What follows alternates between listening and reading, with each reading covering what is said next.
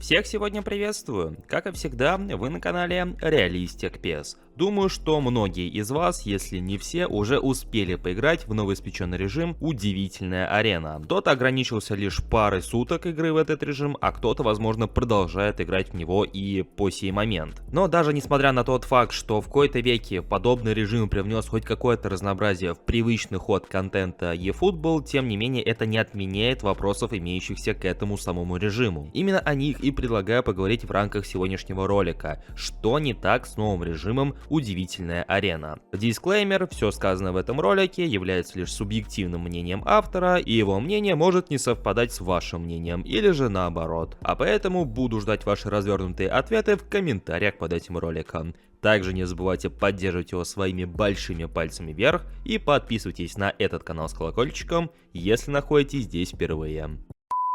Все мы с вами знаем, что если копить монеты в eFootball, то все равно не удастся выявить желаемого эпика. А поэтому, если вам необходимо приобрести монеты для eFootball Mobile, то вам на PlayRock. PlayRock — это маркетплейс товаров и услуг. Помимо приобретения желаемого товара, вы также можете предложить свои товары и услуги. Приобрести любой интересующий вас товар можно быстро и, самое главное, легко. Выбираем удобный способ и оплачиваем в пару кликов. Все происходит быстро и, самое главное, безопасно. Помимо всего прочего, на PlayRock постоянно проходят розыгрыши, поэтому переходите по ссылке и закупайтесь по лучшим ценам.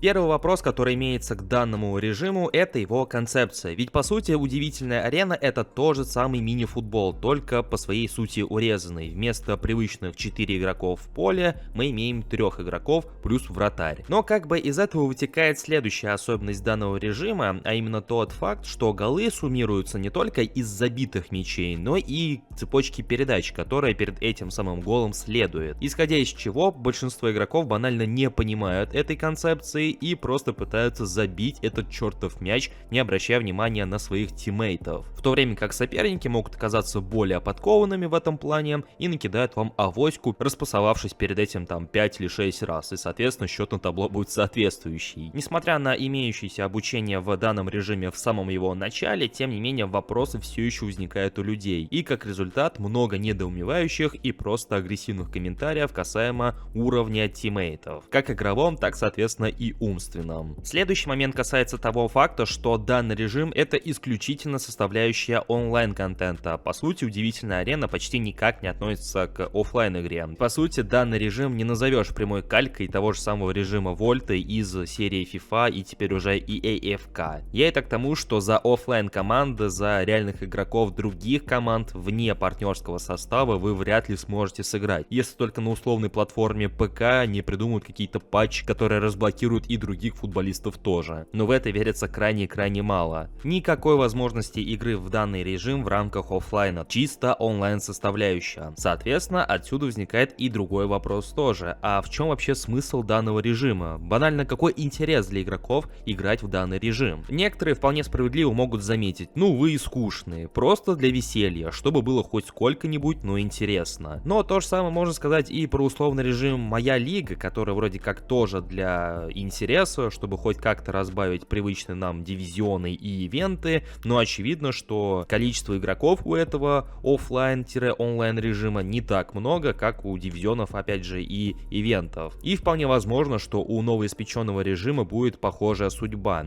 Единственная возможность хоть как-то исправить это положение — это опять же выезжать за счет кооп игроков, потому что возможность кооперативной игры этим режимом предусмотрена, ну и соответственно раздача хоть каких-то наград за участие в матчах. И вроде как они даже предусмотрены, то есть вот помимо стартовых наград, которые предусмотрены со стартом самого режима, я так подозреваю, что награды будут постепенно обновляться. Может быть, они не станут прям сильно привлекательнее, но это будет хоть что-то. Ведь в конце концов для веселой игры, чтобы вот действительно проникнуться режимом, поиграть в свое удовольствие, а не проигрывать из-за криворуких тиммейтов, это еще нужно найти соответствующую компанию, которая хоть сколько-нибудь умеет играть в PAS, надо с ней как-то законнектиться, общаться, а это искать по сообщениям, по чатам, по группам. А это все социальная составляющая, которая некоторым игрокам в eFootball не знакома. И, как говорится, минус вайп. Ну и последняя, как таковая претензия, наверное, это, соответственно, оформление данного режима. Оно не стало для нас откровением, потому что мы заранее узнали, как будет выглядеть этот режим. Но одно дело смотреть на это со стороны, а другое дело играть в это самостоятельно. И, признаться честно, глаза немного устают от увиденной картины, потому что все мигает, все цветастое, все чересчур яркое. Это на самом деле неплохо, но, как всегда, проявляется типичный японский колорит, чтобы было цветасто и ярко. К сожалению, золотой середины мы, наверное, здесь не дождемся. Опять же, цветовое оформление режима не самое плохое, просто уж больно сильно бьет по глазам.